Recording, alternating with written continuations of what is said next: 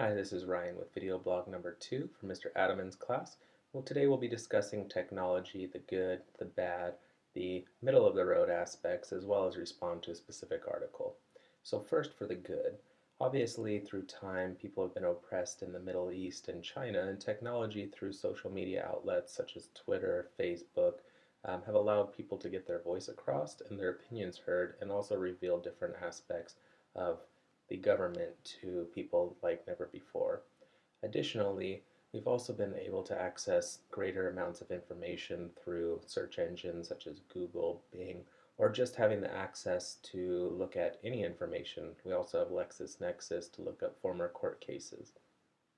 Additionally, another good aspect would be the ease of communication.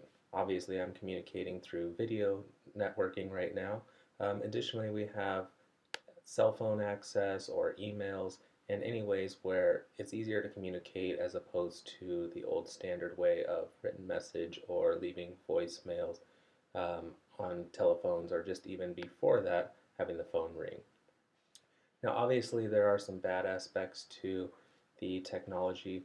One would be that it can ruin relationships. Obviously, there's more temptation out there to look at negative things or to even find additional people with the dating services and everything online. And also through cell phone text messaging, just the ease of communication has allowed people to access relationships like never before.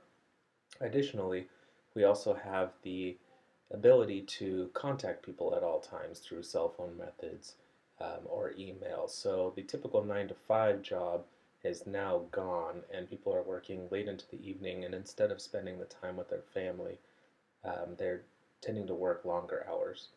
Now, the third thing that could go wrong with the technology would be the privacy issues. Obviously, technology is meant to be a good thing, and over time, people have been able to hack into technologies through internet or any sorts of informations, now cell phones, and get information that was never intended to be shared. Middle of the road things that can be good or bad. Some of the things I've kind of suggested: computers that can obviously be good, used for good things such as educational tools, or in the wrong hands, they can also be used to hack different mediums such as banks and private institutions. The other thing is emails. Emails can obviously be good. They speed up the transmission of communication, but they can also be bad. We have people that tend to produce a lot of spam in the hopes that they can eventually take over and gather some information and take advantage of people. Now I'll be responding to a few items that were left in an article for us, so bear with me. The first would be to what the statement of promotes personalization that can become fragmentation. Obviously, with technology, there is a personalized approach to things, and we can fine tune anything the way we would actually like it.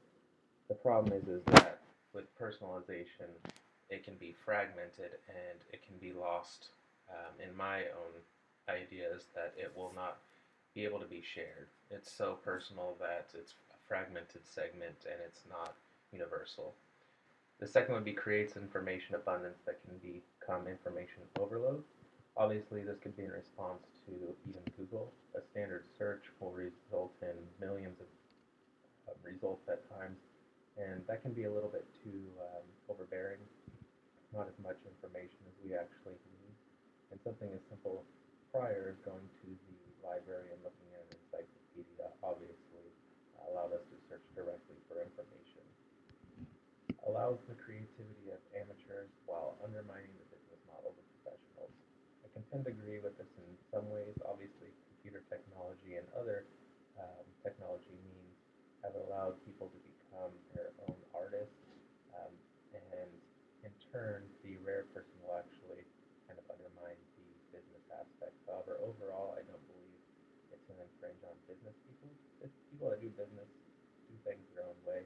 It can enhance their ability to do business, but I can't think that person that's doing amateur things um, creativity create creatively um, will infringe or take anything away from a business person. And lastly, it enables the wisdom of crowds that can result in the stupidity of the lowest common denominator. This can be referenced in standard blog sites.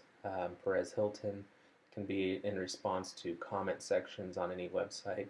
Basically, it gives everyone a voice, and sometimes those people have too much time on their hands. Instead of being at work, they're spending their time in front of a computer, and of course, they have plenty of opinions. So it does give them a way to respond and to influence other people. However, I think most people can see them. Common term is trolling the internet.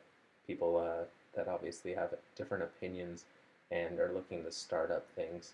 Um, that's usually the idea. So ban the trolls, eliminate them, and as far as technology goes, in my opinion, it is a great means and a great tool, and that can be evidenced in even my daughter, who at 1 year old was able to manipulate my iPad better than I could.